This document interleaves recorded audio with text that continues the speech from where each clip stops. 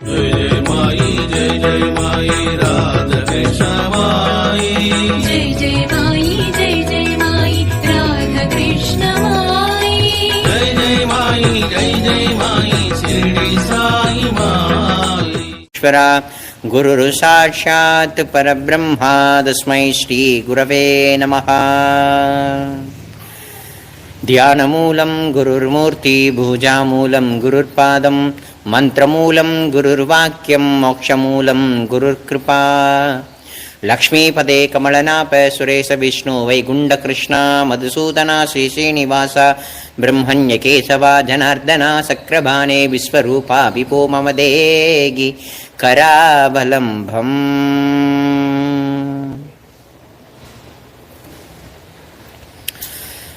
எல்லாம் வல்ல சத்குருநாதருடைய அருட்பெரும் கருணையினால கடந்த பதிவில் நம்ம அனுபவிச்சோம். என்னன்னா, பாபாவுடைய பக்தர்கள் மாமிசமான அந்த அசைவ உணவை சாப்பிடலாமா சாப்பிடக்கூடாதா அப்படின்றத போன லைவ்ல நம்ம பார்த்தோம். பாபா சாப்பிட சொன்னாரா, பாபா சாப்பிட சொல்லலையா, பாபா பக்தர்களை சாப்பிட்றதுக்கு ஊக்குவித்தாரா அல்லது ஊக்குவிக்கலையா, இது போன்ற பாபாவுடைய அசைவம் சம்பந்தப்பட்ட நிறைய விஷயங்களை நம்ம போன லைவ்ல பார்த்து மகிழ்ந்தோம். போன பதிவில் ஓரளவாவது நீங்க எல்லாரும் உணர்ந்திருக்கலாம் அப்படின்ற ஒரு நம்பிக்கை எனக்கு.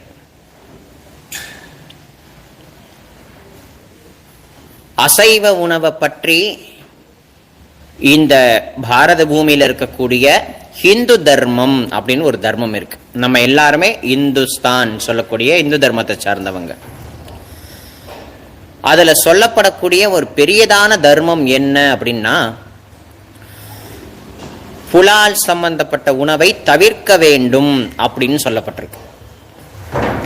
ஏன் தவிர்க்கணும், ஏன் சாப்பிடக்கூடாது, சாப்பிட்டா என்ன அப்படின்னு ஒரு கேள்வி எல்லாருடைய மனித மனங்கள்லையும் எழுது. சாப்பிட்டா என்னைய தப்பு அப்படின்னு நிறைய கேள்விகள் உண்டு. மரம் உயிர்களை கொல்லக்கூடாதுன்றீங்களே, மரம் செடி கொடியிலேருந்து வரக்கூடிய வெண்டைக்காய் முருங்கைக்காய் வாழைக்காய்லாம் சாப்பிட்றோம், இது பாவம் இல்லையா அப்படிலாம் நிறைய பேர் கொஸ்டின் மார்க் வைக்கிறாங்க. வாஸ்தவத்துல புலால் உணவுன்னு சொல்லக்கூடிய அந்த மாமிச உணவு சம்பந்தப்பட்ட உயிர்களும் இந்த தாவரங்கள் சம்பந்தப்பட்ட உயிர்களுக்கும் வேறுபாடு உண்டு. இப்ப முருங்கை மரத்தை வேரோட புடுங்க போறதில்லை. நம்ம அந்த முருங்கை மரத்துல இருக்கக்கூடிய கிளைகள்ல இருக்கக்கூடிய அது உற்பத்தி பண்ண முருங்கைக்காயை மட்டும் பறிச்சுக்கிறோம், முருங்கை கீரையை மட்டும் பறிச்சுக்கிறோம். முருங்கை மரத்தை வேரோட வெட்டுறதில்லை. அப்படியே வெட்டினாலும் திருப்பி பூமியில நட்டு வச்சா முளைக்குது. அது தெய்வத்தோட கிருபை. அப்ப அது உயிர் பலி ஆகாது. வாழை மரத்துல எல்லாமே யூஸ் ஆகுது. ஒரு வாழைக்காய் அதை நம்ம பயன்படுத்துறோம் அப்படின்னா, வாழை மரத்திலேருந்து வாழைத்தாரை வெட்டி வாழைக்காயை யூஸ் பண்றோம். அதனால அந்த வாழை மரத்தோட உயிரை நம்ம எடுக்கிறோமா, உயிர் எடுக்கிறதே இல்லை. ஆனால் அதுக்கான ஆயுட்காலம் முடிஞ்சா அது தானாவே பட்டு போயிடும், தானாவே இறந்து போயிடும். அர்த்தம் புரியுதா? அப்ப தாவர உயிர்களுடைய விஷயங்கள் வேறு, உயிரா இருக்கக்கூடிய இந்த ஆடு மாடு கோழி மற்ற ஜீவராசிகள் வேறு. ரெண்டுத்துக்குள்ளேயே இருக்கக்கூடிய இந்த வேறுபாட்டு உணர்வை நம்ம கொஞ்சம் சரியா பார்க்கணும். வாஸ்தவத்துல இந்த மாமிச உணவுன்னு சொல்லக்கூடிய இந்த அசைவத்தை சாப்பிடக்கூடாதுன்னு நம்மள மாதிரி சாதாரணமான மனிதர்கள் சொல்லல, மகான்கள் எல்லாருமே சொல்லியிருக்காங்க. அவங்களுக்காவது மதிப்பு நம்ம கொடுக்கணுமா இல்லையா? பாபாவை பத்தி கிளியரா சொல்லியாச்சு. சாயி சாப்பிடாதீங்கன்னு சொல்லல, சாப்பிடுங்கன்னு சொல்லல. அந்த சுவாமி அவர் வாழ்ந்த காலகட்டத்துக்கு தகுந்தாற் போல் எல்லா உயிர்களையும் சமமாக நேசி, எல்லா உயிர்களையும் இறைவனை நீப்பார், எல்லா ஜீவராசிகளையும் நானே இருந்து நடமாடுகிறேன்னு சுவாமி சொல்லியிருக்கு. அப்ப அவருடைய உபதேசம் ஏகபோகமானது. ஆனா அதே சமயத்துல பாபா மாமிசம் சமைத்து பற்பல விதமான பக்தர்களை சோதனைக்கு உட்படுத்தி அதன் மூலமா லீலைகள் பண்ணாரே தவிர அது ஒரு லீலைக்காக சுவாமி உருவாக்குன ஒரு சூழ்நிலை, ஒரு லீலைக்காக சுவாமி பண்ண ஒரு விளையாட்ட சத்தியமா அப்படி எடுத்துக்கிறதுன்றது தப்பு. அதுதான் அப்படின்னு சொல்லியிருந்தேன். ஒரு குரு பின்னாடி 4 சீடர்கள் வந்தாங்க. குரு நேரா சாராய கடைக்கு போய் சாராயத்தை குடிச்சாரு. குரு குடிக்கிறார், நம்மளும் குடிப்போனா அந்த 4 பேரும் குடிச்சாங்க. கடைசியில குரு நேரா போய் கொள்கலன்ல இருந்து உருகக்கூடிய அந்த இரும்ப குழம்ப குடிச்சாரு. ஆஹா, இதை சாப்பிட்டா நம்ம செத்து விடுவோமேன்ற முடிவுக்கு சீடர்கள் தொடக்கூட இல்லை. அப்ப குரு என்ன காரியம் செய்கிறாரோ அது அப்படியே பண்றதுக்கான விஷயம் நம்ம கையில இல்ல. நம்ம பண்ண கூடாதுன்றதுதான் பெரிய நியமம். இப்ப நம்ம எல்லாருமே ஒரு குடும்பத்துல இருக்கோம். அம்மா, அப்பா, பிள்ளைங்க, மாமனார், மாமியார், நாத்தனார் பொண்ணு, நாத்தனார் பையன், சித்தப்பா பொண்ணு, சித்தப்பா பையன், இந்த மாதிரி நிறைய டிஃப்ரெண்டான நல்ல உறவுகள்ல நம்ம சூழ்ந்து இருக்கோம். திடீர்னு ஒரு போன் வருது. ஏங்க, இந்த மாதிரி உங்க வீட்டுக்காரருடைய சொந்தக்கார பையன் ரோட்டு ஓரமா போயிட்டு இருக்கும் பொழுது ஒரு வண்டி இடிச்சு கீழே விழுந்துட்டானா, ஆக்சிடென்ட் ஆயிட்டு அப்படின்னு ஒரு தகவல் வருதுன்னு வைங்களேன். எல்லாருக்கும் அந்த உறவுக்காரங்க அத்தனை பேருக்குமே அது ஸ்ப்ரெட் ஆகுது. ஸ்ப்ரெட் ஆகும் பொழுது யாரு உச்ச உணர்ச்சியில ரொம்ப தவிப்பாங்க அப்படின்னா, அந்த பையனை பெற்றெடுத்த அம்மா தவிச்சு போயிடுவாங்க. உயிரையே பிராணனே போகிற மாதிரி அவங்க ரொம்ப தவிச்சு போயிடுவாங்க. அப்புறமா எல்லாரும் என்ன பண்ணுவாங்க, ஐயோ என்னாச்சுன்னு ரொம்ப பதறி போயிடுவாங்க. இப்ப நம்ம குடும்பத்துல இருக்கக்கூடிய யாரோ ஒருத்தருக்கு ஏதாவது ஆணுச்சுன்னா நம்மளுடைய உடல், மனம், பொருள் எல்லாம் பதறி போயிடுது. கண்ணில் தாரதாரையா தண்ணி வருது. அப்பதான் ரொம்ப நெருங்கின சொந்த மாதிரி எல்லாரும் ஒன்னா கூடி 2 திட்டி நல்லா பேசுறோம், பழகிறோம். அப்ப இதே ரோட்டு ஓரத்துல வேற யாரோ ஒருத்தவங்க அடிபட்டுச்சுன்னா ஐயோ பாவமே அப்படின்னு நம்ம நினைச்சு போறோமே தவிர, நம்ம குடும்பத்துல யாராவது ஒருத்தவங்க அடிபடும் பொழுது பதறக்கூடிய அந்த பாவம் யாரோ ஒருத்தருக்கு அடிபடும் பொழுது மட்டும் ஏன் வரமாட்டேங்குது? அப்ப அதை பத்தி கொஞ்சம் ஆழமா சிந்திக்கணும். நம்ம குடும்பத்தை சார்ந்தவங்க மட்டும்தான் நம்மளவங்க. இந்த மரம் நம்மளுக்கு கிடையாது, இந்த உலகம் நம்மளுக்கு கிடையாது, இந்த தெய்வம் கூட நம்மளுக்கு கிடையாது, தெரிஞ்சவன் தெரியாதவன் யாரும் நமக்கு சொந்தம் கிடையாது. ஆனால் ஒரு ஜீவனானவன் எப்படி இருக்கணும், எல்லாருக்குள்ளேயும் தெய்வம் இருக்குங்கிறத உணரணும். இதுக்கு தான் ஆத்மீகம்ன்றது ரொம்ப உயர்ந்தது. அப்ப இதே பாவம் நமக்கு யாரோ சம்பந்தமே இல்லாத யாரோ ஒருத்தங்க அடிபட்டாங்க, அப்ப நமக்கு அவ்வளவா பதறாது மனசு. யாரோ பாவம் அடிபட்டாங்க அப்படின்னு கேஷுவலா சொல்லிட்டு வந்துருவோம். நம்ம குடும்பத்துல ஏதாவது ஆனாதான் நமக்கு வழி தெரியும். அத மாதிரி இதே மாதிரி மற்ற ஜீவராசிகளுக்கு அதே அனுபவம் இருக்கா அப்படின்னா சத்தியமா இருக்கு. இப்ப அப்படின்னு இருக்கிறது ஒரு பாபா கோவில். இந்த பாபா கோவில்ல ஒரு பசுமாடு இருக்கு. ஒரு பசுமாடு, வெள்ளை மாடு. அது கன்று ஈன்றுச்சு. அது இங்கே நான் 15 வருஷ காலமா இருக்கிறதுனால அது கிட்டத்தட்ட 4-5 கன்று 6 கன்று ஈன்றாச்சு. அப்படி கன்று ஈன்றும் பொழுது ஆண் குழந்தைய பெற்றெடுத்துருச்சு அப்படின்னா சில காலம் அதை இங்க கோயில வச்சிருப்பாங்க. அப்புறம் என்ன பண்ணுவாங்கன்னா, அது நல்லா வளர்க்கக்கூடியவங்கள்ட்ட வித்துருவாங்க, கோயில வச்சுக்க மாட்டாங்க. யாருக்கு பிடிச்சி கட்டுறது, புரியுதுங்களா? அப்படி இருக்கக்கூடிய சூழ்நிலையில அந்த கன்றை விட்ட அடுத்த நிமிஷம் அந்த தாயான அந்த பசுமாடு சரியா சாப்பிடல, மேயல, தண்ணி குடிக்க மாட்டேன்னுடுச்சு, உடம்பு உருக்கே கீழேயே விழுந்துட்டு. ஒரு பசுமாட்டினுடைய உணர்வு, ஒரு தாயினுடைய உணர்வு. இதே மாதிரி ஒரு ஆடு, ஆட்டினுடைய குடும்பம், கோழியினுடைய குடும்பம், மீனினுடைய குடும்பம். இந்த மாதிரி ஒவ்வொரு ஜீவராசிகளுக்குள்ளும் அந்த தாயினுடைய உணர்வு, அந்த அந்த உறுதியான பந்தமானது பிடிமானத்துல இருக்கதான் செய்யும். அப்படி இருக்கக்கூடிய சூழ்நிலையில மனிதர்களுடைய இந்த ருசிக்கு அடிமைப்பட்டு நம்ம கடைக்கு போய் வாங்கும் பொழுது, வாங்கணும்னு நினைக்கும் போது பிரபஞ்சம் என்ன பண்ணணும்னா அதை விற்கிறதுக்கு ஒரு ஆளை நியமனம் பண்ணி எந்த ஜீவனை கொண்டு வந்து அன்னைக்கு பலி கொடுக்கணுமோ அன்னைக்கு கொடுத்துரும். நம்ம பாஷைக்கு பலி, அது பாஷைக்கு வியாபாரம். நம்ம பணம் கொடுக்குறோம், அவன் வெட்டி கொடுக்குறான். புரியுதுங்களா சொல்றது? அப்ப அந்த ஜீவனுடைய உயிரை இன்னைக்கு நம்ம சாக போறோம்னு கூட அதுக்கெல்லாம் தெரியாது. பாவம், நம்ம இன்னைக்கு சாக போறோம், யார் வீட்டுக்கோ, நம்ம யாருடைய மனுஷ வயிற்றுக்கோ நம்ம போக போறோம்ங்கிறது பாவம் அந்த மாட்டுக்கோ ஆட்டுக்கோ கோழிக்கோ தெரியாது. அப்படி தெரியாத பட்சத்துல அதை வெற்றான்னு வைங்களேன், துடிச்சு போயிடும் அந்த ஆடு, அந்த கோழி, அந்த மீன். அப்படி துடிச்சு போகும் பொழுது அதனுடைய பய உணர்வு, அதனுடைய பதட்டம், அதனுடைய பிராணன் போயிட்டேங்கிற ஒரு என்ன சொல்றதுன்னா அது சொல்ல முடியாது இல்லையா? அது அப்படியே அந்த மாமிச பிண்டத்துக்குள்ள போய் அப்படியே உட்கார்ந்துரும். அதை பீஸா வெட்டி அதை சாப்பிடும் பொழுது யார் சாப்பிடுறார்களோ அந்த ஜீன்ல மாமிசம், அதாவது ஆடு சாப்பிட்டா ஆடு மந்த புத்தி கொண்டது, அதனுடைய புத்தி நமக்கு வந்துடும். கோழி கொக்கரிக்க கூடியது, அதனுடைய புத்தி நமக்கு வந்துடும். நம்ம எதை சாப்பிட்றோமோ அதுக்கு ஏற்றாற் போல நம்மளுடைய குணாதிசயங்களும் வளரும் அப்படின்றத அடின்னு சொல்ல வர. சாப்பிடுங்க, சாப்பிடாட்டி போங்க, அது உங்களுடைய விருப்பம். ஆனால் இன்னைக்கு எடுத்திருக்கிற டாபிக் ரொம்ப நல்ல டாபிக், சூப்பர் டாபிக்.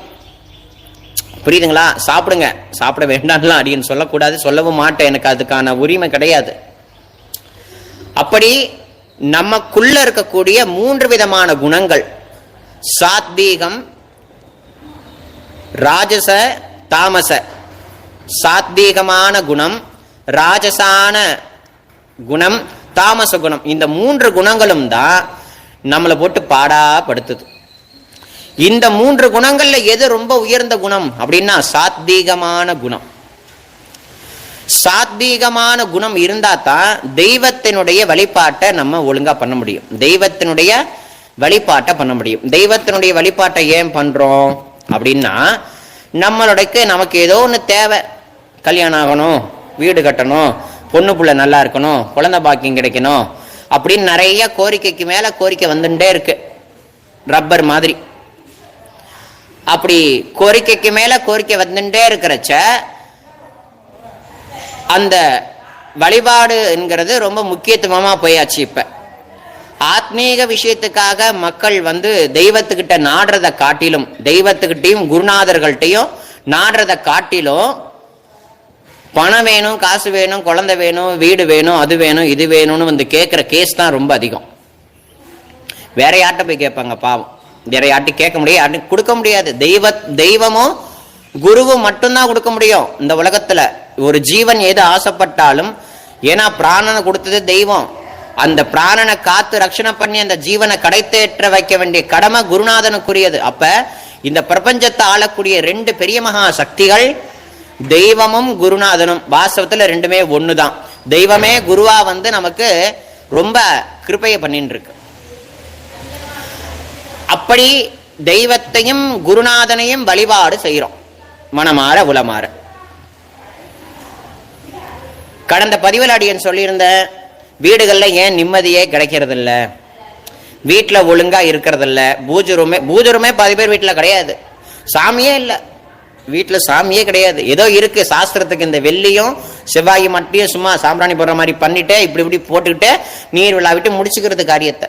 ஏன் பூஜை ரூம் இருக்கு, அது என்ன அர்த்தத்தோட இருக்கு, ஏன் ஒரு வீட்டுல பூஜை ரூமுக்குன்னு ஒரு முக்கியத்துவம் கொடுக்கப்படணும்ன்றதனுடைய தத்துவம் இன்னும் யாருக்கும் தெரியறதில்ல. அதனாலயே தான் வீட்டுக்குள்ள இருக்கிறவங்களுக்கு யாருக்கும் நிம்மதியே கிடைக்கிறது இல்லை.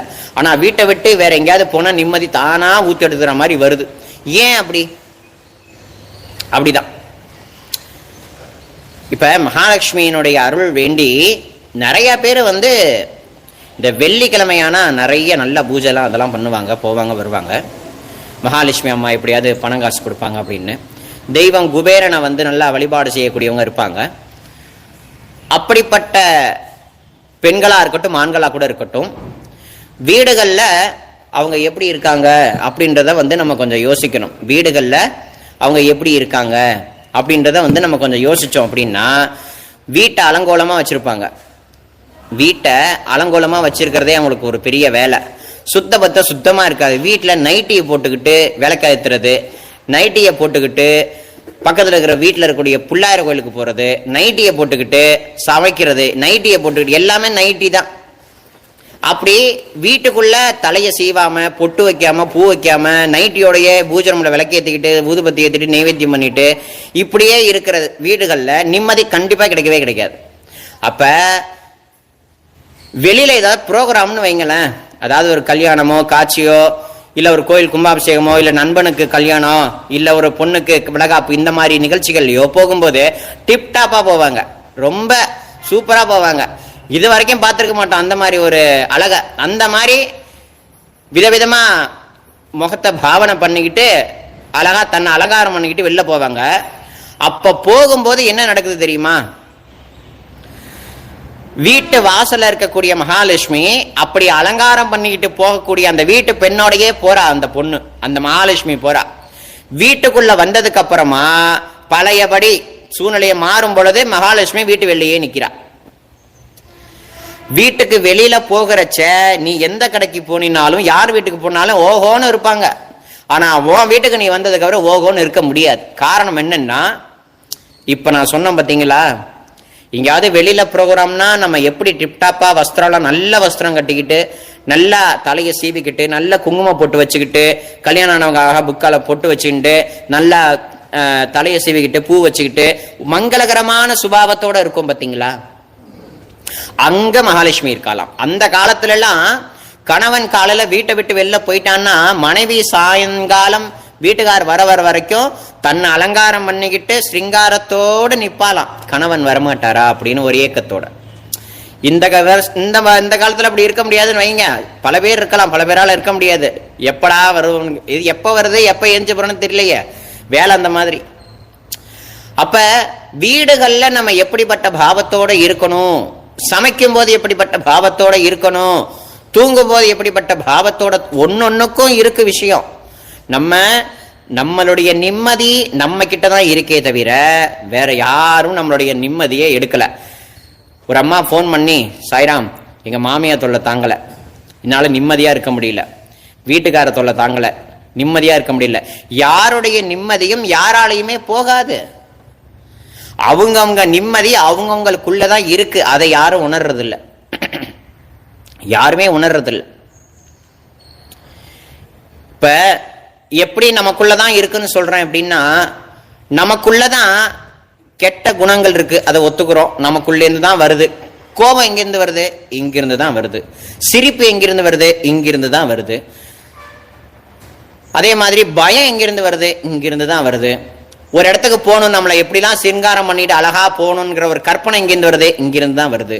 சாமி கும்புற ஸ்லோகங்கள்லாம் எங்கிருந்து வருது, இங்கிருந்து தான் வருது. பேசுறோம், அந்த பேச்சு எங்கிருந்து வருது, எல்லாம் இங்கிருந்து தான் வருது.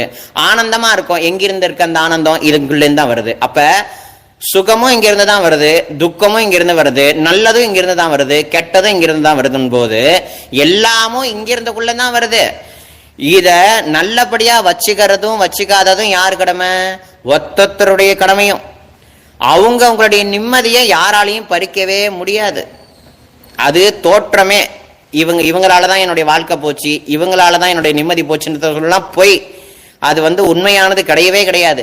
விட்டு கொடுக்கக்கூடிய மனப்பான்மையும் சகிப்புத்தன்மையும் பொறுமையும் நிதானமும், ஒரு விஷயம் நம்ம வாழ்க்கையில அசம்பாவிதம் ஏற்படுதுன்னா அதை எப்படி ஹேண்டில் பண்ணணுங்கிற ஒரு நிதானம், படப்படப்பாகாம தெளிவா சிந்திக்கக்கூடிய சிந்தனையில இருந்து கொண்டு யோசிச்சு எந்த ஒரு முடிவும் எடுக்கக்கூடிய ஒரு நிதானம் இருந்துச்சுன்னா அவங்கவுங்களுடைய நிம்மதி அவங்கவுங்களுக்கு தான்.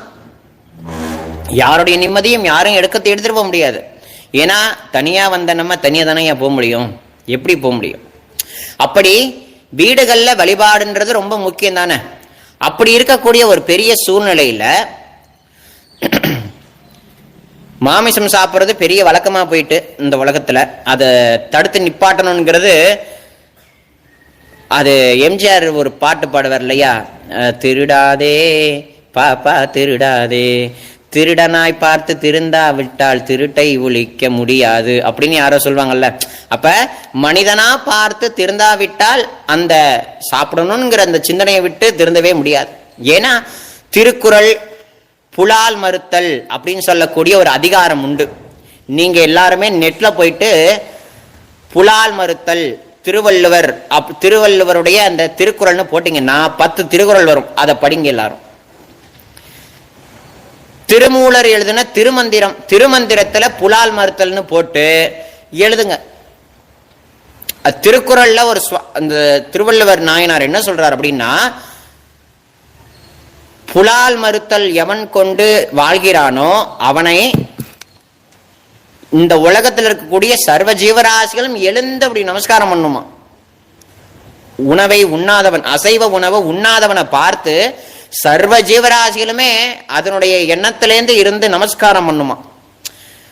அதை சாப்பிட்டான் அப்படின்னா எந்த ஜீவராசியும் மதிக்காதான், மன்னிக்காதான். அது பாவம்ங்கிறது சர்வ ஜீவராசிகளுக்குள்ளேயும் தெரியுமா. நான் தான் சொன்னேன், நம்ம குடும்பத்துல யாராவது ஒருத்தர் அடிபட்டு போயிட்டுனா நம்ம துடியா துடிக்கிறோம்.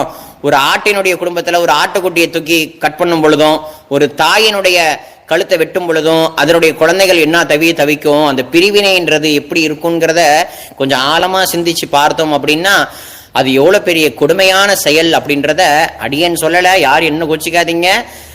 வள்ளலார் சொல்லியிருக்கார், திருவள்ளுவர் சொல்லியிருக்கார், திருமந்திரத்துல திருமூல நாயனார் சொல்லியிருக்கார். அவங்க சொன்னதுதான் அடியேன் சொல்லிட்டு இருக்கேன். என்னுடைய அனுபவம் நான் சொல்லிட்டேன். நான் சாப்பிட்டிருக்கேன். என்னை விட்டு அது எப்பவோ குருநாதர் எடுத்துட்டார். அதனால நான் பூர்ணத்துவமா சுவாமியோடைய கிருபையை எண்ணி வாழ்ந்துகிட்டு இருக்கேங்கிறத உங்களுக்கு எல்லாருக்கும் சொல்லிட்டேன். அதனால இதுக்கும் அதுக்கும் சம்பந்தம் இல்லை. அப்படிப்பட்ட வழிபாட்டுல புலால் சாப்பிட்டோன்னு வைங்க. சாப்பிட்டதுக்கு அப்புறம் நிறைய பேர் எனக்கு போன் பண்ணி கேட்குறாங்க, சாயி இன்னைக்கு வெளியில போயிருந்தோம், உறவுக்காரவங்க பொண்ணு வீட்டில் ஒரு விசேஷம், மாமிசம் போட்டாங்க, சாப்பிட்டேன். நான் ஸ்தவனமஞ்சரி படிக்கலாமா, சாயி சச்சரித்திரம் படிக்கலாமா, ஏதாவது வேத மந்திரங்கள், வேத மந்திரம்னா வேதம் கிடையாது, ஏதோ எங்களுக்கு தெரிஞ்ச நாமாவளி சொல்லலாமா அப்படின்லாம் நான் கேட்குறாங்கன்னு வைங்களேன். பொதுவா ஆத்மீக ரீதியில, ஆன்மீக ரீதியில அசைவ உணவு சாப்பிட்டவர்களுடைய நிலை அவர்களுக்குள்ளிருந்து வரக்கூடிய எந்த நாமாவிற்குமே பலன் கிடையாதுங்கிறது சொல்லப்பட்டிருக்கு. என்ன படிச்சாலும், ஏன்னா வழிபாடுன்றது எது? இறைவனுடைய வழிபாடு, குருநாதருடைய வழிபாடுன்றது எது? அந்த வழிபாட்டுக்குள்ள நம்ம ஏன் போறோம்? நமக்காக அது வேணும் இது வேணும்ன்றதுக்கு தான் அந்த வழிபாடை செலுத்துறோம். ஆனா ஒரு படி மேல போனா அந்த வழிபாட்டினுடைய தத்துவம் என்ன அப்படின்னா, நமக்குள்ள அன்பு பிறக்கணும், நமக்குள்ள கருணை பிறக்கணும், நமக்குள்ள இருக்கக்கூடிய காம குரோத லோப மோக மதம் ஆச்சரியம் சொல்லக்கூடிய 6 விதமான துர்குணங்கள் ஒளிஞ்சி அன்பே சிவம்னு சொல்றோம் இல்லையா, நம்ம வாக்குனாலேயே அன்பாவே நீ இருக்கணும். அதுக்குதான் இந்த வழிபாடு. இந்த வழிபாடு எதுக்கு? சர்வ ஜீவராசிக்குள்ள இருக்கக்கூடிய ஈஸ்வரனை கண்டு பார்த்து நமஸ்கரிக்கணும். இந்த வழிபாட்டினுடைய நோக்கமே அதுதான். அப்படி இந்த வழிபாட்டு முறையில ரொம்ப உயர்ந்ததான லட்சியமும் அதுதான். எவன் இந்த உலகத்தை படைத்தானோ அவனே சர்வ ஜீவராசிகளுக்குள்ளும் இருக்கிறான். புரியுதுங்களா? யார் இந்த உலகத்தை படைத்தானோ அவனே சர்வ ஜீவராசிகளுக்குள்ளும் இருக்கிறான். எதை கொண்டு நீ இந்த உலகத்தை பார்க்கிறாயோ அதுவாக அவனே இருக்கிறான். அர்த்தம் புரியுதுங்களா? நான் உலகத்தை பார்க்கிறேன் அப்படின்னா எது என் மூலமா பார்க்குதுன்னா அதுதான் உள்ளிருந்து எல்லாத்தையும் பார்க்குது.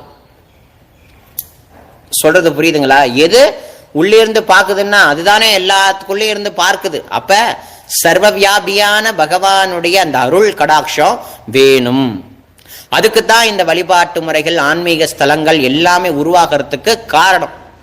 நம்முடைய சனாதன தர்மத்தில் இருக்கக்கூடிய ரொம்ப உயர்ந்ததான விசேஷம் என்னன்னா, தெய்வத்தை அடையிறது இந்த மனுஷ பிறவியினுடைய லட்சியம் அப்படின்றது தான் அர்த்தம்ன்றத அடியன் பலமுறை சொல்லியிருக்கேன். அப்ப ஒரு உயிரை உண்டு அத நம்ம தெய்வீக காரியத்தில் ஈடுபட்டோம் அப்படின்னா அதனுடைய காரியங்கள், அதனுடைய பலன் நமக்கு கிடைக்குமா அப்படின்னா கிடைக்காது அப்படின்னு பெரியோர்கள் எல்லாரும் சொல்லியிருக்காங்க. நான் சொல்லல, பெரியோர்கள் மகான்கள் எல்லாரும் சொல்லியிருக்காங்க கிடைக்காது அப்படின்றத சொல்லியிருக்காங்க. ஏன்னா வழிபாடுன்றது கருணை, அன்பு, உதார குணம், சகிப்புத்தன்மை, நம்பிக்கை, பொறுமை, இதெல்லாம் அடையறதுக்கான மார்க்கமே ஆன்மீகம்தான். அப்ப ஆன்மீக வழிபாட்டினுடைய நோக்கம் பரமசத்தியமான இறைவனை சர்வ ஜீவராசலுக்குள்ளும் இருந்து கண்டு வணங்கி அவன் திருவடி அடையிறது. அப்ப அந்த மார்க்கத்துக்குள்ள பிரவேசிக்கும் பொழுது இன்னொரு விஷயத்தை தூக்கி உள்ள வச்சோம் அப்படின்னா அது பலன் கொடுக்காது அப்படின்றதுதான் மகான்களுடைய பெரியதான வாக்கு. அதுலேயும் பாபாவுடைய பக்தர்கள், சிவபக்தர்கள் விஷயத்துக்கு வரல, வைஷ்ணவ பக்தர்கள் விஷயத்துக்கு வரல. ஏன்னா அவர்கள் அவரவர்கள் வழிபாட்டை சிறந்ததான முறையில் கடைபிடிச்சு சிவ வழிபாட்டையோ பெருமானுடைய வழிபாட்டையோ அழகா பண்றாங்க. அது போல பாபாவினுடைய வழிபாட்டையும் எல்லோருமே சீரும் சிறப்புமா பண்ணிட்டு இருக்காங்க. அந்த வகையில பாபாவினுடைய திருநாமத்தை சொல்லி சாப்பிடக்கூடாது அப்படின்றத அடியன் கடைசி பதிவில் சொன்னேன். சாப்பிட்டாச்சு படிக்கலாமா அப்படின்னு கேட்டோம் அப்படின்னா என்னுடைய சொந்தமான கருத்து படிக்க வேண்டாம் அப்படின்றத கேட்டுக்கிறேன். வேறு யார் எப்படி எந்த விதமாக சொல்லியிருந்தாங்களோ அது எனக்கு தெரியாது.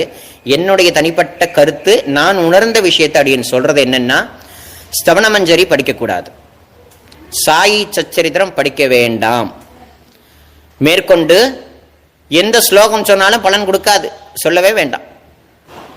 சாய்ராம், எப்படிலாம் சொல்லிட்டீங்களே, குளிச்சுட்டு உடனே படிக்கலாமா, குளிச்சுட்டா பலன் கிடைக்குமா அப்படின்னா, சாதாரணமான காய்கறிகள் சாத்வீகமான உணவுகளை சாப்பிட்டாலே 2 மணி நேரத்தில் செரிமானம் ஆயிடுமா நம்மளோட உடம்பு அந்த மாதிரி. ஆனால் மாமிசம் போன்ற வஸ்துக்களை சாப்பிட்டா 3 நாள் ஆகுமா அது செரிமானம் ஆகிறதுக்கு. 3 நாட்கள், புரியுதுங்களா? 3 நாட்கள் ஆகுமா. அப்படி இருக்கிற பட்சத்தில் அது என்னைக்கு செரிமானம் ஆகிறது? பலன் வேணுமா வேண்டாமா? பொதுவா நிறைய பேருக்கு சாப்பிட்ட பிறகு பூஜைக்குள்ள போய் விளக்கேற்றுறதுக்கு தைரியம் இருக்கா அப்படின்னா தைரியம் இருக்குன்னு சொல்லுவாங்க. ஆனா உள்ளுக்குள்ள நடுநடுங்கும், உள்ள விடாது. ஏன்னா அதனுடைய தாத்பரியம், அதனுடைய சத்தியம் அதுதான். கூடாதுன்றது பெரியோர்களுடைய வாக்கு. அந்த காரியத்தை அவர்கள் பண்ண வைக்க மாட்டாங்க. அதனால இந்த மாமிசத்தை சாப்பிட்டுவிட்டு இந்த ஸ்தவன மஞ்சரி படிக்கிறேன், சச்சரித்திரம் படிக்கிறேன், அந்த மாதிரிலாம் இருக்கக்கூடிய விஷயங்களை அறவே விட்டுடுங்க. அதெல்லாம் வேண்டாத விஷயம். சரி, இப்போ நாங்கள் டெய்லி கேட்டு பழக்கம், கேட்காம இருக்க முடியாது. வேற என்னதான் பண்ணலான்னா காது கொடுத்து கேளுங்க. அதான் பெரிய டப்பா வச்சிருக்கோமே, ஒத்தொத்தரோ ஒரு பிள்ளைங்களை கூட டப்பா வாங்கி கொடுத்துருக்கோமே, என்ன செல்லு தான். அந்த மொபைலில் போங்க, ஸ்தவன மஞ்சரின்னு போடுங்க, ஓரமாக வச்சுட்டு கேளுங்க. ஏன்னா இப்போதைக்கு நான் நிறைய வீடுகளில் பார்த்துட்டேன், பாபாவுடைய சச்சரித்திரம் ஸ்தவன மஞ்சரிலாம் ஏதோ குமுதம்புக்கு ஆனந்த விகடன் மாதிரி வீட்டு ஹாலில் இருக்கு. வீட்டு ஹாலில் எங்க இருக்கு தெரியுமா? ஷோபால கிடக்கு, பூஜை ரூம்ல கூட கிடையாது. பாபாவுடைய சச்சரித்திரம் எவ்வளவு மகத்துவமானது, அதுக்கு ஒரு மரியாதை இல்லை. ஸ்தவன மஞ்சரி எங்கேயும் ஷோட்கேஸ்ல இருந்து எடுக்கிறாங்க, எல்லாரும் இஷ்டத்துக்கு எங்கேயாவது வைக்கிறது. அவங்கவுங்க சௌகரியத்துக்கு தான் அதை பயன்படுத்துறாங்களே தவிர அந்த நூலினுடைய மதிப்பு என்ன, அதனுடைய மகத்துவம் என்னங்கிறத யாரும் உணர்றதில்லை. சாயி சச்சரித்திரம்ங்கிறது பவித்திரமானது, பாபாவுடைய திருவாக்குகள், பாபாவோட சொரூபமே அது. அது எங்க இருக்கணும் அப்படின்னா பூஜா ரூம்ல தான் அது இருக்கணும். ஸ்தவன மஞ்சரி அதை படிச்சா அது கிடைக்கும் இது கிடைக்கும்னு நினைச்சு ஏகப்பட்ட பேர் படிக்கிறோம், போறோம், வரோம். அது இருக்க வேண்டிய இடம் எங்க? பூஜை ரூம் தான். அப்ப இந்த மாமிசத்தை சாப்பிட்டா பூஜை ரூம்குள்ள போய் அதை எடுக்க முடியுமானா எடுக்க முடியாது. அப்ப நம்ம என்ன பண்ணலாம்? மாற்று வழி என்ன பண்ணலாம்னா செல்லுல கேட்டுப்போங்க, முடிஞ்சது. புரியுதுங்களா? குளிச்சுட்டு படிச்சாலும் ஒண்ணுமே இல்லை. குளிச்சுட்டு படிச்சுட்டா அந்த சுபாவம் போயிடுமா? அந்த சாப்பிட்டதனுடைய வேகம் நம்ம விட்டு போயிடுமா? சுத்தமாயிடுவோமா? முடியாது, ஆக மாட்டோம். அது ஆகிறதுக்கு 2-3 நாள் ஆகுன்றாங்க, செரிமானம் ஆகிறதுக்கே. அப்ப இதனுடைய தாத்பரியங்கள் எல்லாவற்றையும் என்ன அப்படின்றத நம்ம புரிஞ்சுக்கிட்டு நம்ம பண்ணோம் அப்படின்னா அதனுடைய மகத்துவம் என்னன்றதை உணரலாம். படிக்கணும்னு நினைக்கிறது ரொம்ப நல்ல விஷயம்தான், தப்புன்னு சொல்லக்கூடாது. ஆனா வழிபாடு அப்படின்ற முறையில நம்ம ஈடுபட்டோம் அப்படின்னா அதுக்கு கட்டுப்பட்டு தான் நம்ம படிக்கணும். அதை புரியுதுங்களா? கால் நீட்டு போட்டு உட்கார்ந்து படிக்கலாமா, சோபால உட்கார்ந்து படிக்கலாமா, சேர்ல உட்கார்ந்து படிக்கலாமான்லாம் நிறைய பேருக்கு நிறைய கேள்வி. வயசானவங்க சோபால உட்கார்ந்து படிக்கலாம், கால் நீட்டு படிக்கலாம், எப்படினாலும் படிக்கலாம். நல்லா இருக்கிறவங்க கூட கீழே உட்காரத்துக்கு முடியல. எல்லா சோபா எல்லாம் வசதி தான், சொகுசு தான் கேட்குதே தவிர மற்றபடி கீழே தரையில் அமர்ந்து உட்கார்ந்து நம்ம பாராயணம் பண்ணணும், அதை படிக்கணுங்கிற அந்த ஒரு இது இல்லாமல் போயிட்டு. புரியுதுங்களா? அந்த மாதிரிலாம் நிறைய விஷயங்கள் இருக்கு. அதனால இந்த மாமிசம் சாப்பிட்டுட்டு இந்த ஸ்தவன மஞ்சரி பாராயணம், சத் சரித்திர பாராயணம் இதெல்லாம் படிக்கலாமா அப்படின்னா கூடாதுன்றத அடியின் என்னுடைய அனுபவத்தில் நான் இது என் சொந்த கருத்தில் நான் உங்க எல்லாருக்கும் சொல்லிக்கிறேன். மீறி படிக்கணும்னு ஆசைப்பட்டீங்கன்னா செல்லில் போயிட்டு சாயி சச்சரித்திரம்னு போட்டிங்கன்னா வரப்போகுது, ஹெட்செட்டை போட்டு உட்கார்ந்த இடத்துல கேளுங்க தாராளமாக, எந்த தடையும் கிடையாது. அதுலேயே பாதி பேர் எனக்கு ஃபோன் பண்ணி வேற, நான் பார்த்துருக்கேன், கண்கூடா பார்த்துருக்கேன், சாய்ராம் பாபா மாமிசம் சாப்பிட்ருக்கார், நானும் சாப்பிட்டேன், நான் பாபா கோயிலுக்கு போகிறேன் அப்படின்னு பாபா கோயிலுக்கு போயிருக்காங்க. இதில் வேற அந்த லட்சணத்தில் வேற. அப்போ பாபாவை உணர்ந்து போகிறாங்களா இல்லை உணராமல் போகிறாங்களா இல்லை ஏதோ போகிறாங்க வராங்களே தவிர என்ன மாதிரி ஒரு பாவத்தோட இருக்காங்கன்னு என்னால் புரிஞ்சிக்கவே முடியல. எல்லாத்துக்கும் பாபா மேலேயே தூக்கி பழிய போடுறது. எங்க பாபாவுக்கு தீட்டு கிடையாது, எங்க பாபாவுக்கு அதெல்லாம் எதுவும் கிடையாது. பாபாவை ஈஸ்வரன் இந்த உலகம் பாராட்டுது. ரெண்டாவது போற்றி வணங்குது. பாபா தான் தத்தாத்திரேய சுவாமியினுடைய அவதாரம்னு போற்றி வணங்கக்கூடிய தெய்வம் இருக்கக்கூடிய கோவிலுக்கு இந்த நான் மாமிசத்தை சாப்பிட்டு போறேன், பெண்களுடைய தீட்டு காலகட்டத்தில் நான் போறேன் அப்படின்னு சொல்லி பல பேர் போயிருக்காங்க. நான் பார்த்துருக்கேன், திட்டிருக்கேன், தப்புன்னு சொல்லியிருக்கேன். உண்மையாவே பொய் இல்லை, நான் நேரில் பார்த்துருக்கேன். அந்த மாதிரிலாம் நிறைய தப்பு நடக்குது. என்னன்னா பாபா மேல பழிய போடுறது, பாபா மேல பழிய போட்டு போறது. எங்க பாபாக்கு தீட்டு கிடையாதுங்க, பக்கத்து வீட்டுக்காரர் பாருங்க பாபா, அப்படிதான் சொல்ல முடியும், வேற எப்படி சொல்றது? பாபான்னு சொல்லக்கூடிய ஒரு உன்னதமான தெய்வம் அதை ஈஸ்வரனா பாவிக்கிறோம், எல்லா தெய்வமாகவும் பாவிக்கிறோம். அதே சமயத்துல நமக்கு ஏற்றார் போல தாயாகவும் தந்தையாகவும் இருந்துட்டு போயிடணும். ஆனால் தெய்வம் தெய்வம்தான், குரு தெய்வம்தான். அது காட்டக்கூடிய அன்புக்கு ஈடு இணை இந்த உலகத்துல கிடையாது. ஆனாலும் இந்த பாரத பூமியில ஒன்னொன்னுக்கும் ஒரு சில கட்டுப்பாடுகள்னு உண்டு, அதை ஒழுங்கா கடைபிடிக்கணும். இல்லை எங்க பாபாக்கு எதுவுமே கிடையாது நம்ம ஒத்தொத்தரும் போக ஆரம்பிச்சோம் அப்படின்னா இது பிரளயமா போயிடும், பெரிய வம்பா போயிடும், தேவையில்லாத சிக்கலா போயிடும். நம்ம குருநாதனுக்கு தான் அது ரொம்ப சொல்ல முடியாது, அந்த காரியங்களை சொல்ல முடியாது. அதனால இந்த மாதிரி இந்த மாமிசத்தை சாப்பிட்டு இந்த கோயிலுக்கு போற வேலை, விளக்கேற்றுற வேலை, பாபாக்கு பூஜை பண்றேங்கிற வேலை, இது எல்லாவற்றையுமே தயை பண்ணி விட்டுடுங்க. நீங்க சாப்பிட்டீங்களா அன்னைக்கு ஒரு நாள் விட்டுடுங்க, பாபாவை மனசுல நினைச்சுக்குங்க. புரியுதா? பாபாவை மனசுல நினைக்காம இருக்க முடியாது, நினைச்சுக்கலாமே, அதுக்கு யாராலையும் தடுக்க முடியாது. மனசுல நினைக்காதீங்க நான் சொல்ல வரலையே. அதை சாப்பிட்டீங்கன்னா நீங்க உங்க வேலையை பாருங்க, மற்றபடி தெய்வீக சிந்தனையா வேணா இருந்துக்கிட்டுங்க. பூஜை ரூமுக்குள்ள போகாதீங்க, ஸ்தவன மஞ்சரி பாராயணம் பண்ணாதீங்க. பாராயணம் பண்ணணும்னா செல்போன்ல கேட்டுக்குங்க, சிரவணம் பண்ணிக்கங்க. மற்றபடி பூஜை ரூமுக்குள்ள போறதோ வேற எது இருக்கக்கூடாதுங்கிறத அடியன் என்னுடைய ஒரு எண்ணத்துல அடியன் உங்களுக்கு எல்லாருக்கும் சொல்றேன். தீட்டு காலகட்டத்தில், பெண்கள் தீட்டு காலகட்டத்தில் அவசியம் கோவில்களுக்கு போகக்கூடாதுங்கிறதையும் தெளிவா சொல்லிக்கிறேன். நைட்டி போட்டுட்டு வீட்டில் தீபம் ஏத்துறது, நைட்டி போட்டுட்டு வீட்டு வாசலை பெருக்கிறது, இதெல்லாம் இது தப்பு. இந்த மாதிரிலாம் பண்ணோம் அப்படின்னா இருக்கிற மகாலட்சுமி விட்டு ஓடிடுவா கன்ஃபார்மா. எப்படி வீடுகளில் இருக்கணுமோ ஸ்திரீ தர்மம்னு சொல்லுவாங்க, காஞ்சி மகாபிரியவா சொல்வார். ஒரு பெண்ணானவள் வீட்டில் எப்படி இருக்கணும் அப்படின்றத அவர் சொல்லி கொடுத்துருக்கார். நம்ம பாபா மட்டும்தான் பார்க்குறோம், மற்ற மகான்கள் எல்லாம் என்ன சொல்லியிருக்காங்க. நம்ம தமிழ்நாட்டில் பிறந்து வளர்ந்துருக்கோம், நம்ம தமிழ்நாட்டில் இல்லாத மகான்கள் இல்லை. அத்தனை மகான்களுடைய விஷயங்களையும் நம்ம கவனிக்கணும். ஆனால் அத்தனை மகானாவும் பாபா தான் இருக்காருங்கிறத நம்ம புரிஞ்சுக்கணும். அப்படி ஸ்திரீ தர்மம், ஆண் தர்மம், பெண் தர்மம்லாம் நிறைய சொல்லப்பட்டிருக்கு. அப்ப அதன்படி நம்ம வாழ்க்கையை வாழ்ந்தோம் அப்படின்னா இந்த உலகத்துல எந்த பிரச்சனையும் எந்த சிக்கல்களும் இருக்காது. ஒத்தொத்தரும் அவங்கவுங்க வீட்டில் நிம்மதியா சந்தோஷமா இருக்கலாம். புரியுதுங்களா? ஆகையினால இனிமே இந்த மாதிரி சாகசம் பண்றத தயை பண்ணி, அதுவும் பாபா பேரை சொல்லி பண்றத தயை பண்ணி விட்டுடுங்க. அது சரியான விஷயம் கிடையவே கிடையாது. இதனால பாபா கோச்சிப்பாரோ, பாபா மன்னிச்சிருப்பாரோ, அதெல்லாம் எதுவும் கிடையாது.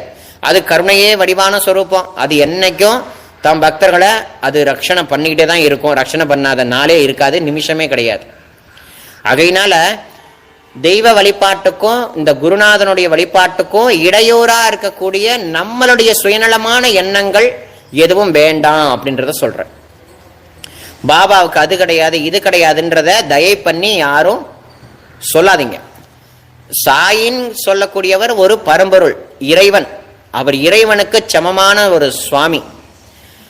மற்ற தெய்வங்களை நம்ம என்னவா பாவிச்சு நம்ம மற்ற பக்தர்கள் வணங்குறாங்களோ அதை போலதான் நம்ம சாய்நாதன் நம்ம ஒழுங்கா வணங்கணும். ரொம்ப அட்வான்டேஜ் எடுத்துக்கிட்டோம்னா நம்ம பாபா அதெல்லாம் எதுவும் கிடையாது அப்படின்னு ஒத்தொத்தரும் நினைச்சோம் அப்படின்னா பாபாவினுடைய வழிபாட்டு முறையே தப்பா போயிடும். அப்படி பாபாவுடைய வழிபாட்டு முறைக்கு சிக்கலை ஏற்படுத்துறது யாருன்னா வேற வெளியில இல்ல, நம்ம ஆளுங்களே நம்ம பாபாவோட வழிபாட்டுக்கு சிக்கலை ஏற்படுத்த வேண்டியதான். அப்புறம் சொல்றது புரியுதுங்களா? அதனால என்ன நியமமோ என்ன கட்டுப்பாடோ அதன்படி இருந்து கொண்டு நம்ம குருநாதனை நம்ம சேவிக்கணும், அவரோட தொழணும், வழிபாடு செய்யணும், அவருடைய கிருபையை பெறணும். இதுதான் மார்க்கமே தவிர ரொம்ப அட்வான்டேஜ் எடுத்துக்கிட்டு நம்ம பாபாக்கு அது கிடையாது இது கிடையாதுன்னு நம்மளே நம்ம பாபாவோட வழிபாட்டை சீர்குலைக்கிற மாதிரி நம்ம போயிடக்கூடாதுன்றத அடியேன் ரொம்ப தெளிவான மனசோட சொல்றேன். ஏன்னா நானே பார்த்துருக்கேன். சார் நாங்கள் மாமிசம் சாப்பிட்ருக்கோம், பாபாக்கு ஆரத்தி எடுக்கலாமான்னு கோயிலில் உள்ளேயே கேட்குறாங்க.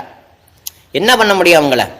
ஒன்றும் பண்ண முடியாது. கேட்டால் சாப்பிடக்கூடாதுன்னு தெரியாதாயான்னு கேட்டா பாபாவே சாப்பிட்ருக்காருங்க பாருங்க. அவங்க இப்போ என்ன மாதிரி ஒரு புரிதல் அவங்க இருக்காங்கன்றத கொஞ்சம் பார்த்துங்க. அப்ப இதெல்லாம் பார்க்கும்போது அப்ப தெளிவுபட வேண்டியது யாரு அப்படின்னா பொதுஜனங்கள் இல்லை, பக்தர்கள் தான். பாபாவை வணங்கக்கூடிய பக்தர்களுக்கு ஒரு புரிதல் கண்டிப்பா அவசியம் வேணும். இந்த அவசியம் இல்லை, இந்த புரிதல் இல்லை அப்படின்னா சரியான வழிகாட்டுதல் இல்லாதம ஒரு சரியான ஒரு வழிபாட்டு முறையா இல்லாம போயிடக்கூடிய நிலையை நம்மளே நம்ம குருநாதனுடைய வழிபாட்டை ஏற்படுத்தக்கூடாதுன்றது தான் அடியன் ரொம்ப தெளிவா இந்த விஷயத்த உங்க எல்லாருக்கும் சொல்லிக்கிறேன். ஆகையினால நீங்க சாப்பிட்றீங்களா உங்க விருப்பம், சாப்பிட்றதும் சாப்பிடாததும் உங்க விருப்பம். ஆனா இந்த குளிச்சு விட்டு கோயிலுக்கு போறேன், சாப்பிட்டுட்டு அன்னைக்கே குளிச்சுட்டு நான் கோயிலுக்கு போறேன், நான் குளிச்சு விட்டு படிக்கிறேன், குளிச்சுட்டு பூஜை பண்றதெல்லாம் ஒரு பலனும் கொடுக்காது, அது மகா பாபன்றதை அடியன் தெளிவா சொல்லிக்கிறேன். சரிங்களா? ஏன்னா நிறைய மகான்கள் எடுத்து சொல்லியிருக்காங்க. இதெல்லாம் நான் சொல்றத தயவு பண்ணி யாரும் நினைக்காதீங்க. வள்ளலார் பெருமானுடைய விஷயங்கள்ல போய் நீங்க கொஞ்சம் கவனிங்க. திருவள்ளுவர் என்ன சொல்லியிருக்காருன்றத கொஞ்சம் கேளுங்க. இது எதையுமே நம்ம கேட்கறது கிடையாது. சரிங்களா? இது எதையுமே நம்ம கேட்கறதே கிடையாது. பாபா மேல இருக்கக்கூடிய ஒரு அன்பினால நம்ம ரொம்ப அட்வான்டேஜ் எடுத்துக்கிட்டு நம்மளுடைய மார்க்கத்துக்கு நம்ம சாய்நாதருடைய இந்த வழிபாட்டு முறைக்கு நம்மளே தடங்களா இருக்கிறதுன்றது மகா தப்பு. அதனால இதெல்லாத்தையும் அவசியம் மாத்திக்கணும். சாப்பிட்றதா இருந்தா சாப்பிடுங்க, அன்றைய நாளை விட்டுடுங்க. மறாத நாள் காலையில சுத்தபத்தமா குளிச்சுட்டு நீங்க எப்பொழுதும் போல உங்க கடமையை பாருங்க. அதையே செய்யக்கூடாது செய்யக்கூடாதுன்றது அந்த புத்திலாம் வந்ததுன்னா உங்க உங்களுடைய பாபா முன்னாடி உட்கார்ந்து இது சரியா இல்ல தவறான்றத கேளுங்க. உள்ளுக்குள்ளேருந்தே குரல் வரும், பாபாவோட குரல். ஆல்ரெடி நான் எல்லா விஷயங்களுக்குமே ஒரு விஷயங்களுக்கும் அடியன் தெளிவான முறையில பதில் சொல்லியாச்சு. சாப்பிடலாமா சாப்பிடக்கூடாதான்றதுக்கெல்லாம் சொல்லியாச்சு. இப்ப மாமிசம் சாப்பிட்ட பிறகு சச்சரித்திரம் படிக்கலாமா, சவணமஞ்சரி படிக்கலாமா, இல்ல குளிச்சு விட்டு படிக்கலாமா, குளிச்சு விட்டு கோயிலுக்கெல்லாம் போலாமா, விளக்கேற்றலாமா எல்லாம் நிறைய கேள்விக்கு இப்ப தெளிவா பதில் சொல்லியாச்சு. அதனால அதன்படி இது என்னுடைய சொந்த கருத்து, நான் சொல்றதான் கேட்கணுங்கிறது கிடையாது. உங்க விருப்பம், உங்களுடைய வழிபாட்டு முறையை நீங்க எப்படி வேணாலும் கொண்டு போகலாம். ஆனாலும் சொல்ல வேண்டிய கடமை அது பெரியோர்கள் சொல்லி கொடுத்துருக்கிறதுனால அடியேன் அதை கேட்டு நான் உங்க எல்லாருக்கும் சொல்லிட்டு இருக்கு. சரிங்களா? அதனால இந்த மாதிரி விஷயங்களை நம்ம சரியான வழக்கத்துல நம்ம கொஞ்சம் கடைபிடிச்சோம் அப்படின்னா நல்லதான விஷயங்கள் நமக்கு பவித்திரமா கிடைக்கும். சரிங்களா? அடுத்தடுத்த லைவுகளில் நிறைய விஷயங்களை நம்ம கொஞ்சம் அனுபவிப்போம். ஏதாவது என்னன்னா வீடுகளில் நம்ம வழிபாட்டு முறையை எப்படி பண்றது, வீடுகளில் சுவாமியுடைய வழிபாட்டு முறைகளை நம்ம எப்படி பண்றது, வீட்டில் இருந்தால் நிம்மதியே இருக்க மாட்டேங்குது, வெளியில் போனால் மட்டும் நிம்மதி ஜோராக வருது. அப்போ வீட்டுக்குள்ளே நம்ம என்ன பண்ணால் நிம்மதி கிடைக்கும்? வீட்டில் நம்ம என்ன பண்ணால் நிம்மதி தானாக பெருக்கெடுக்கும்? அதை பற்றி ஒரு நேரலை கூடிய சீக்கிரம் வரும். அது மட்டும் இல்லாமல் நம்ம இறைவனுடைய வழிபாட்டிலையும் குருநாதர்களுடைய வழிபாட்டிலையும் செலுத்த வேண்டிய ஒரு 8 விதமான பூக்கள், அந்த பூக்கள் கிடைக்கிறது ரொம்ப ரேர். அந்த 8 விதமான பூக்களை மட்டும் ஒரு அடியவர் குருவுடைய திருவடியிலேயோ இல்ல இறைவனுடைய திருவடியிலேயோ சமர்ப்பணம் பண்ணான் அப்படின்னா அவனுக்கு கன்ஃபார்மா மோட்சம்தான். அப்படிப்பட்ட 8 விதமான பூக்கள் என்னங்கிறதெல்லாம் நம்ம அடுத்தடுத்து வரக்கூடிய லைவ்ல நம்ம கொஞ்சம் அனுபவிக்க போறோம். ஆகையினால இது சம்பந்தமா நிறைய விஷயங்கள் நம்ம தொடர்ந்து அனுபவிப்போம். தொடர்ந்து ஒரு அடியார்களும் அவசியம் கலந்துக்குங்க. குருநாதருடைய அனுகிரகம் எல்லோருக்கும் பரம சௌக்கியமா கிடைக்குங்கிறத சொல்லி எல்லாருடைய திருவடிகளுக்கும் என்னுடைய நமஸ்காரத்தை சமர்ப்பணம் பண்ணி இந்த சத்சங்கத்தை முடிச்சுக்கிறேன். ஓம் சாய்ராம்.